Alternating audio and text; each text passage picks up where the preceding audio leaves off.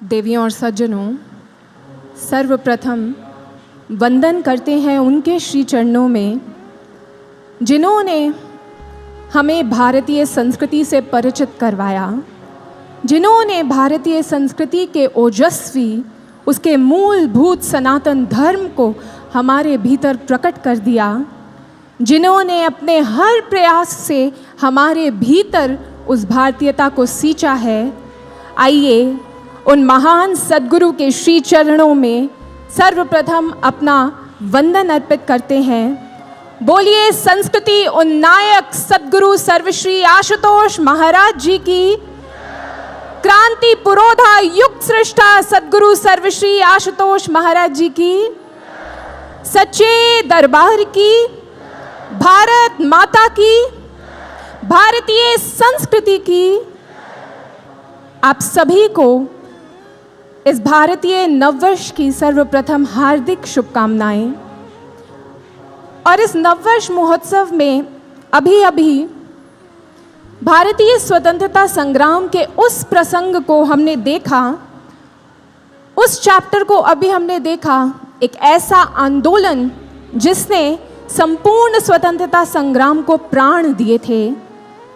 और विलक्षणता इस आंदोलन की यह थी कि ये आंदोलन सड़कों पर उतर कर नहीं छेड़ा गया था, मीटिंग्स में बैठ के नहीं छेड़ा गया था, गोष्ठियां करके नहीं छेड़ा गया था, ना ही कोई पॉलिसीज को रच के छेड़ा गया था। ये आंदोलन जिसने उस स्वतंत्रता संग्राम को नव प्राणित कर दिया, ऊर्जावान बना दिया, वो आंदोलन छिड़ा था उस युग के क्रांति दीप ऋषि अरविंद के अंतर्घट से। उन्होंने अपने अंतर्घट में ब्रह्म ज्ञान की ध्यान साधना से उतरकर उस आत्म बल को, उस ब्रह्म तेज को प्रकट किया, जिस ब्रह्म तेज ने विस्तृत होकर भारत माता के ऊपर मंडराती हुई उस कालिमा का, उस असुरता का दलन किया। छोटे छोटे प्रयास, विलक्षण रंग उनमें लगने लगा, विलक्षण कार्य वो करने लगे, और देखते ही देखते वह स्वतंत्रता जो असंभव लगती थी वो संभव हो गई। भक्तों, ऋषि अरविंद ने न केवल अपने ब्रह्म तेज से, अपनी ध्यान साधना से इस भारत को स्वतंत्र करवाया, अपितु जब द्वितीय विश्व युद्ध चल रहा था तो आप जानकर हैरान होंगे कि पांडिचेरी आश्रम में बैठकर ऋषि अरविंद ने पूरे विश्व युद्ध की गति को बदल दिया। सारे राष्ट्र आपस में लड़ रहे थे, उस समय ऋषि अरविंद ने अपनी ध्यान साधना में उतरकर दिव्य दृष्टि से देखा कि विश्व पर हिटलर नाम का संकट मंडरा रहा है, और यदि हिटलर जीत गया तो इस पूरी संस्कृति और सभ्यता का विनाश होगा, इस विश्व का विनाश होगा। उस समय ऋषि अरविंद ने अपनी सकारात्मक ऊर्जाओं का पुंज उसको प्रकट किया। ये वो दौर था जब जर्मनी में होलोकॉस्ट चल रहा था, ज्यूज को जलाया जा रहा था। पेपर्स बताते हैं कि उस समय जर्मनी में नाजी जो थे, नाजी पार्टी के जो लीडर्स थे, अगुवा थे, वह तांत्रिक प्रयोग कर रहे थे। जल की खोज से लेकर देश के बड़े बड़े निर्णय, युद्ध की बड़ी बड़ी नीतियां तांत्रिक प्रयोगों से की जा रही थी।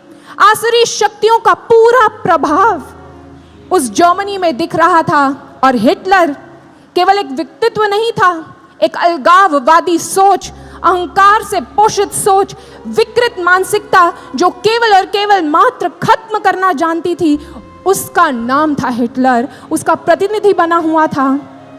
वो चाहता था कि जर्मन्स की सत्ता पूरे विश्व पर छा जाए।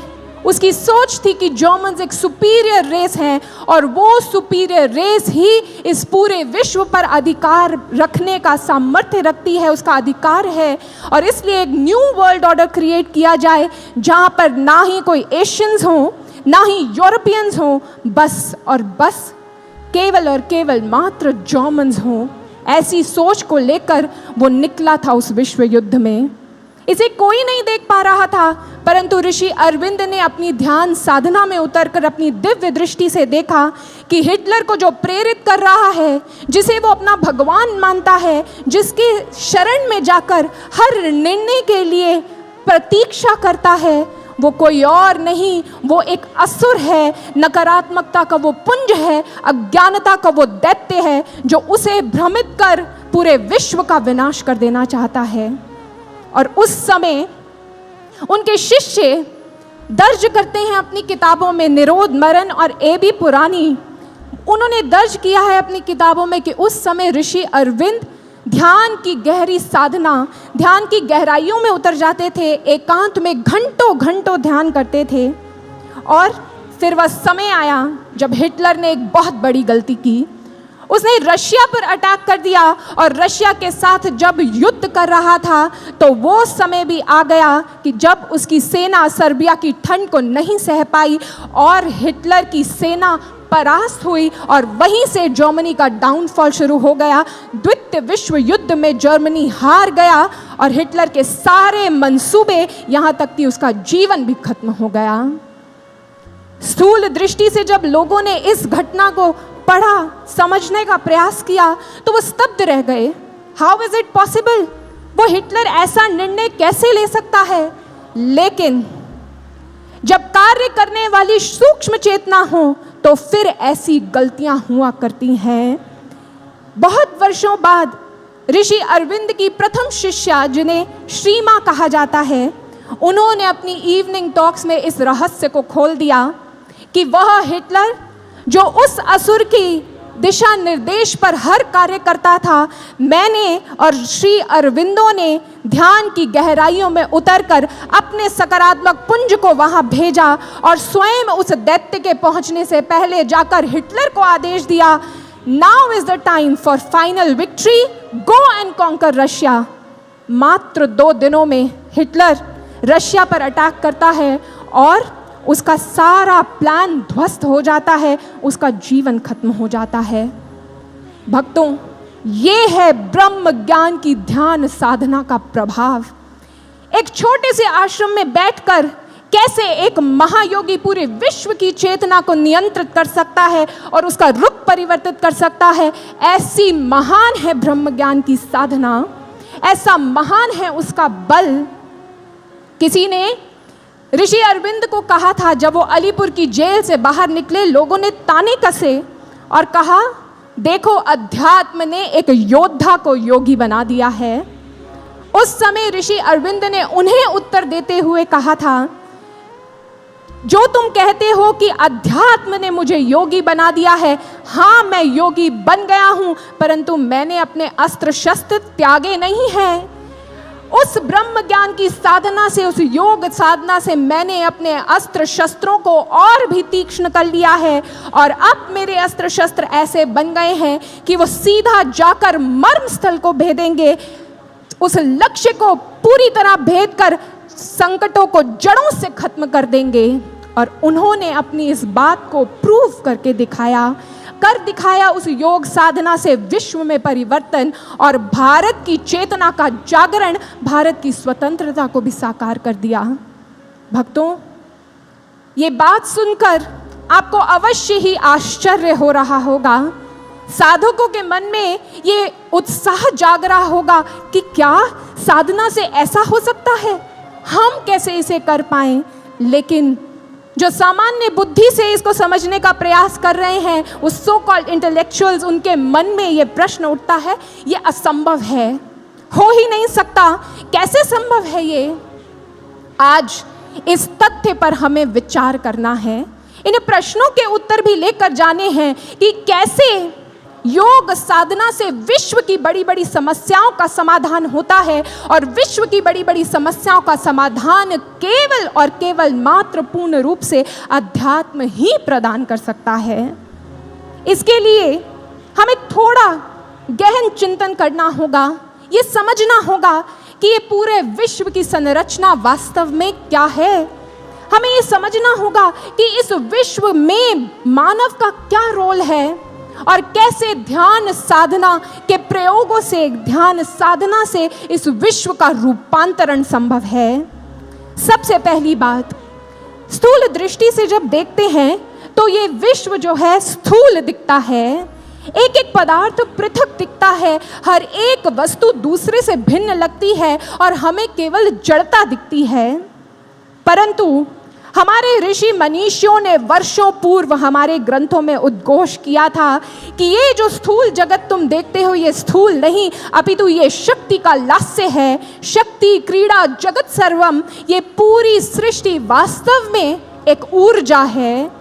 वो ऊर्जा जो पृथकता धारण करती है अपनी इच्छा से। और आज इस तथ्य को हमारे वैज्ञानिक भी अब मानते हैं। एल्बर्ट आइंस्टाइन ने अद्भुत खोज की और इस बात को रख दिया विश्व के सामने that all this world is energy. ये पूरा विश्व जो है एक ऊर्जा का प्रवाह है। वो एक ही ऊर्जा है जो अलग अलग फ्रीक्वेंसीज पर वाइब्रेट करती है और अलग अलग चीज़ों को, अलग अलग रूपों को आकार दे देती है। यो बाहर से देखने में पृथकता लगती है, परंतु ये पूरा विश्व, समस्त विश्व एक ही ऊर्जा से उत्पन्न हुआ है और अपने मूल में एक रूपता में ही स्थित है। परंतु सामान्य नजरें इस तथ्य को देख नहीं पाती। इसीलिए आज हमारे वैज्ञानिक इस पर शोध कर रहे हैं कि किस प्रकार से हर एक मानव जो है वो एक सूत्र में बंधा है। अब इस पूरी सृष्टि में ये जो ऊर्जा है मुख्य रूप से दो रूपों में प्रवाहित हो रही है, सकारात्मक और नकारात्मक, पॉजिटिव और नेगेटिव, कंस्ट्रक्टिव और डिस्ट्रक्टिव। इसी को हमारे ऋषि मनीषियों ने सुर और दैत्य कहा, दानव और देव कहा। यही ऊर्जा दो रूपों में प्रवाहित हो रही है और जब ये सकारात्मक और नकारात्मक ऊर्जाएं बैलेंस में होती हैं तो हमारी सृष्टि प्रॉस्परस होती है, विस्तार को प्राप्त करती है।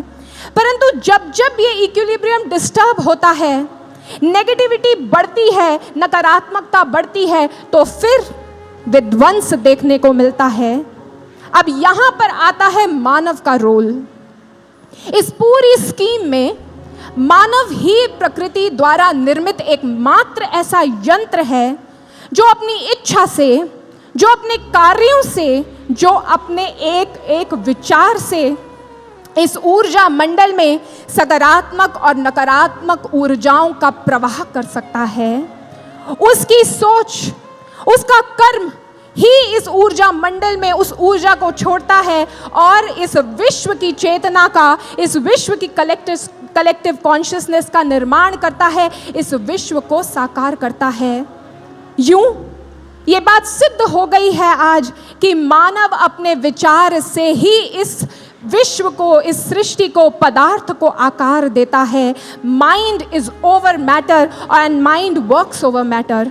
आज तो हम उस समय में आकर खड़े हो गए हैं कि अब स्मार्टफोन्स के बाद ऐसे न्यूरल फोन्स आएंगे जो फोन्स हमारी मन की गति को, मन के विचारों को पढ़ करके हमारे सारे कार्यों को करेंगे। आप सोचोगे कि लाइट ऑन हो जाए और लाइट ऑन हो जाएगी। ऐसे शोध हो चुके हैं, ऐसे शोध मार्केट में आने वाले हैं। विज्ञान भी आज इस तथ्य को मानता है कि मानव ही इस पूरी सृष्टि के रूप को आकार दे रहा है, मानव ही मैटर के फॉर्म को नियंत्रित कर रहा है। यूं ये बात कहना गलत नहीं होगा कि इस विश्व की जो अवस्था है वास्तव में हम सभी के मनों की जो अवस्था है उसी पर ये विश्व की व्यवस्था टिकी है। आज अगर विश्व में समस्याएं हैं, आज अगर विश्व में प्रॉब्लम्स हमें दिख रही हैं, अगर आतंकवाद, लड़ाई झगड़े, वॉर्स बढ़ रहे हैं, तो उसका कारण यह है कि मानव मन जो है नकारात्मक ऊर्जाओं का प्रवाह कंसिस्टेंटली छोड़ रहा है इस ऊर्जा मंडल में। और हमारे वैज्ञानिकों ने इस तथ्य को प्रमाणित किया। उन्होंने इस बात को रीड किया ऑरा साइंस के माध्यम से कि जब मानव ईर्ष्या, द्वेष, दंभ, स्वार्थ ऐसे विचारों में लिप्त होता है तो उसके इलेक्ट्रिकल फील्ड में negative vibrations, low energy waves produce होती हैं और वो नेगेटिव वाइब्रेशंस को विश्व में छोड़ता है। और वहीं जब उसके अंदर पॉजिटिव थॉट्स, प्रेम, सौहार्द, करुणा, क्षमाशीलता, ये सब प्रवाहित होता है। जब वो इसका चिंतन करता है तो वह हाई फ्रीक्वेंसी वेव्स को, सकारात्मक तरंगों को ऊर्जा मंडल में छोड़ता है। परंतु आज विश्व की स्थिति इस बात को समस्त रूप से प्रमाणित कर रही है कि मानव वर्षों से संकीर्ण दायरों में कैद होकर अपने स्वार्थों को पोषित करने के लिए ईर्ष्या, द्वेष और दंभ से पोषित हो अपने भीतर की नकारात्मकता का चिंतन करते हुए इस ऊर्जा मंडल में नकारात्मक विचारों को छोड़ता आ रहा है। और उसी के कारण आज हम उस स्थिति में खड़े हैं जहां पर वो नकारात्मकता वापस हम पर गिर रही है, बाढ़ें आ रही हैं, आपदाएं आ रही हैं, वॉर की कगार पर हम खड़े हैं।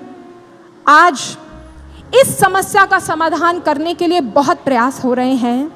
पूरा विश्व लगा है गोष्ठियों के माध्यम से, मीटिंग्स और चार्टर्स के माध्यम से, कैंपेन्स के माध्यम से कि विश्व में शांति आए, ये संकट टल जाए। परंतु वो संकट कैसे टलेगा? क्योंकि आज जितने भी प्रयास हो रहे हैं वो जानते हैं कैसे लगते हैं। वो प्रयास ऐसे लगते हैं कि जैसे एक समुदाय ने पता लगा लिया हो कि अंधेरे के कारण उनके जीवन में समस्या है और वह गोष्ठियों में करके ये बात कह रहे हो कि अंधेरा बुरा है, अंधेरे को बाहर निकाल फेंको, अंधेरे को खत्म करना होगा, अंधेरे में हम जी नहीं सकते।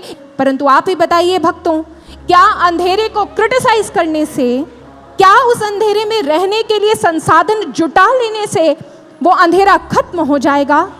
नहीं हो सकता, कभी नहीं खत्म हो सकता। अगर उस अंधेरे को खत्म करना है तो फिर बस एक छोटा सा कार्य करना है, एक दीपक जलाना है और वो दीपक के जलते ही अंधेरे का अस्तित्व समूल रूप से खत्म हो जाएगा।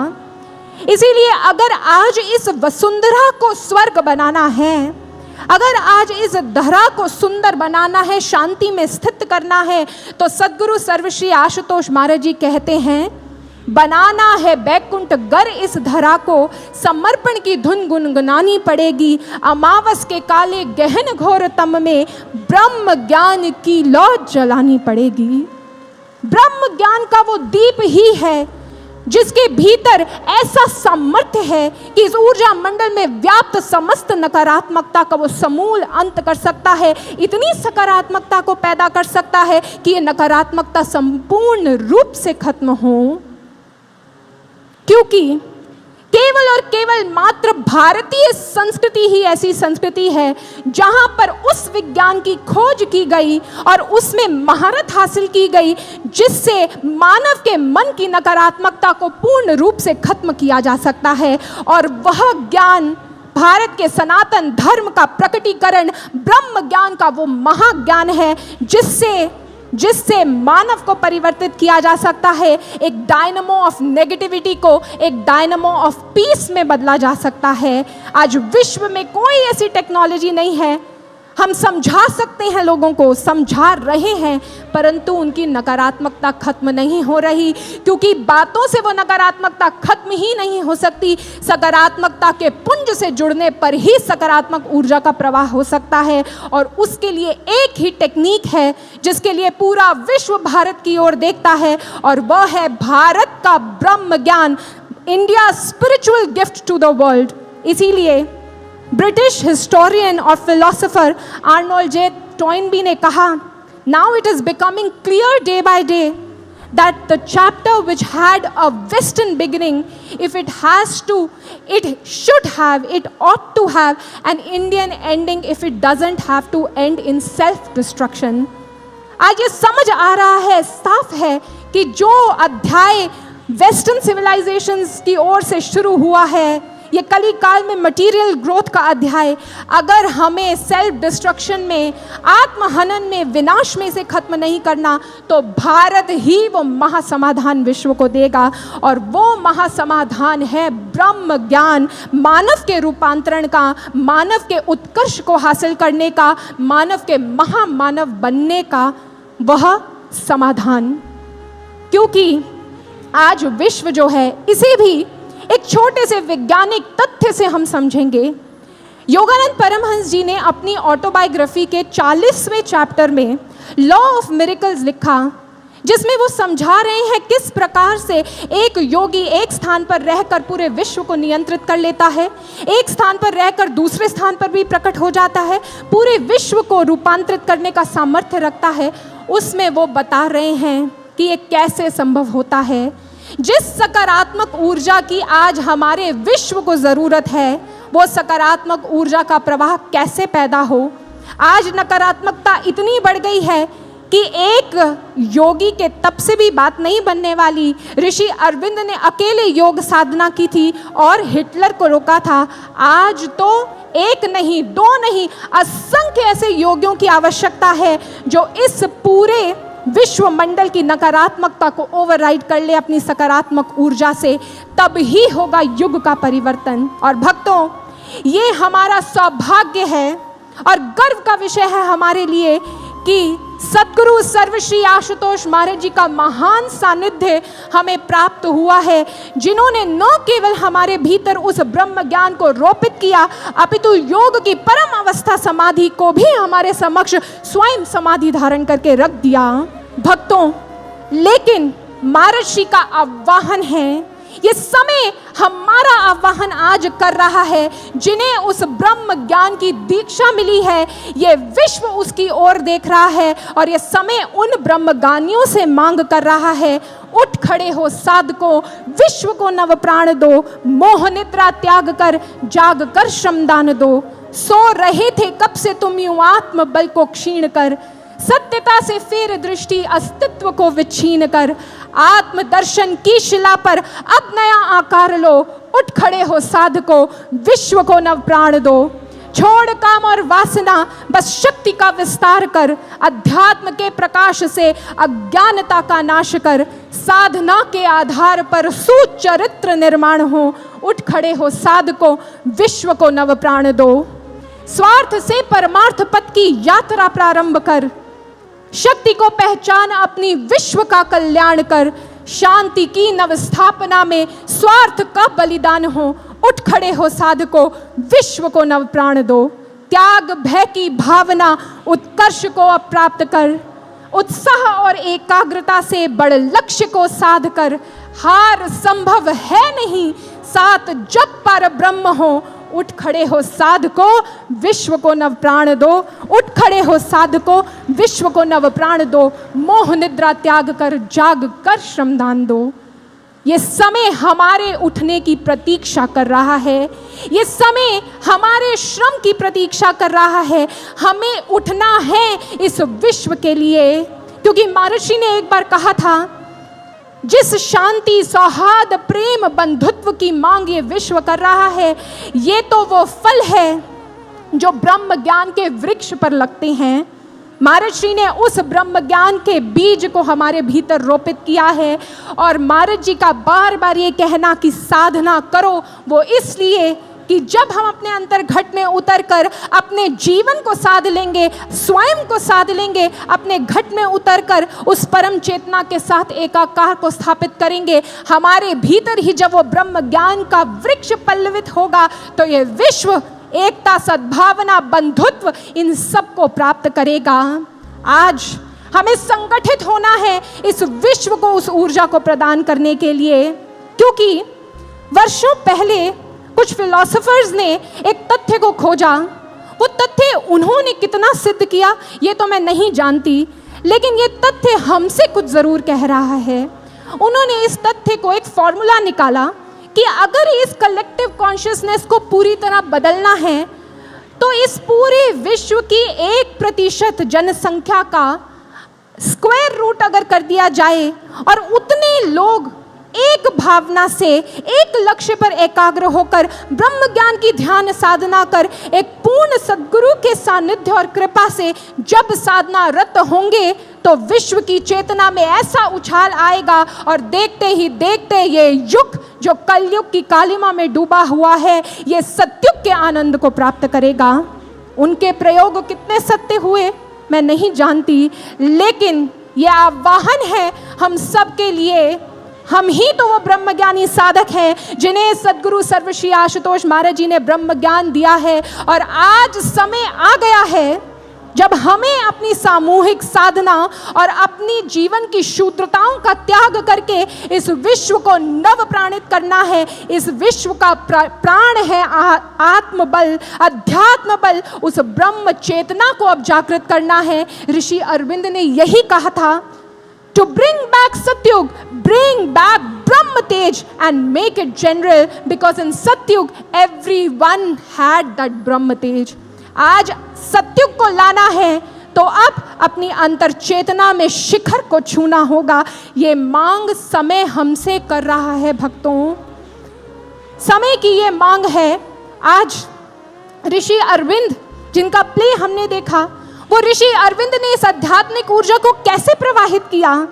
जब उनके जीवन में विष्णु भास्कर लेले जी आए थे, उन्हें ब्रह्म ज्ञान की दीक्षा दी थी, उसके बाद ब्रह्म ज्ञान मिला तो ऋषि अरविंद ने भी एक संकल्प धारण किया, चाहे ये विश्व मेरा कितना भी मजाक उड़ा ले, चाहे उस नर्क के सारे दुख मुझ पर टूट पड़े, लेकिन मेरा ये संकल्प है कि मैं तब तक नहीं रुकूंगा जब तक मैं अपने लक्ष्य को प्राप्त नहीं कर लेता। मुझे उस अति मानसिक चेतना को, उस दिव्यता को खोजना है, अपनी महानता को सिद्ध करने के लिए नहीं, अपितु इस विश्व के कल्याण के लिए, इस माँ भारती के कल्याण के लिए।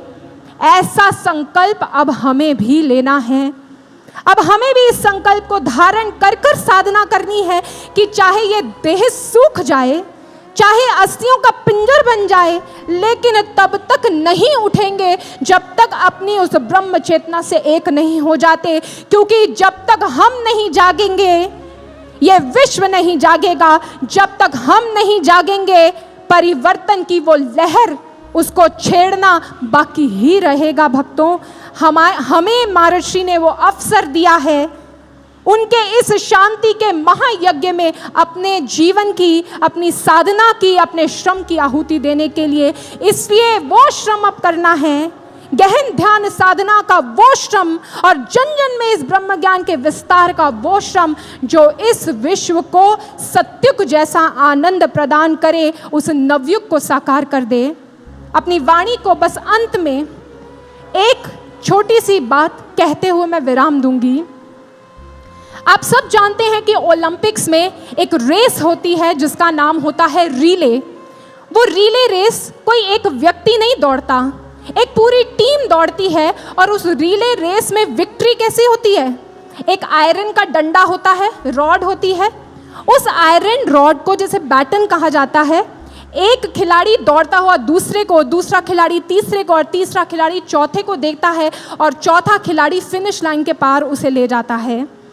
अब भक्तों, जानते हैं यूँ तो सारे खिलाड़ी बड़ी महत्वपूर्ण होते हैं उसमें, लेकिन जो फिनिश लाइन के पास खड़ा हुआ अंतिम खिलाड़ी होता है उसको बहुत विशेष माना जाता है।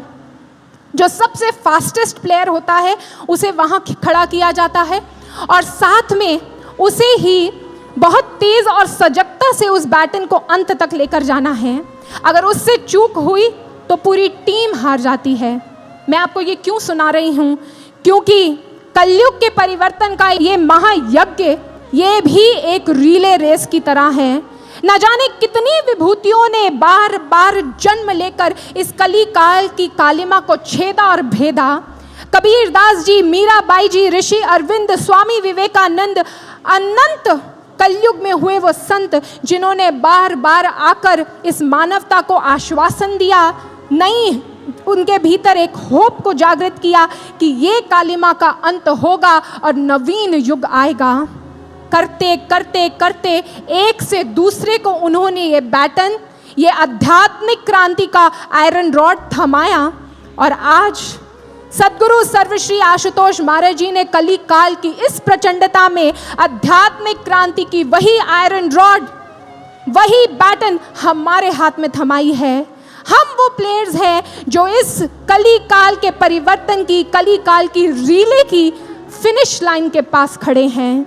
इसीलिए समझ लीजिए कितना ज़रूरी है हमारा जागरूक रहना, कितना ज़रूरी है हमारा अपने लक्ष्य के प्रति चिंतन करना, कितना आवश्यक और कितना महत्वपूर्ण अवसर सद्गुरुदेव महाराज जी ने हमें दिया है।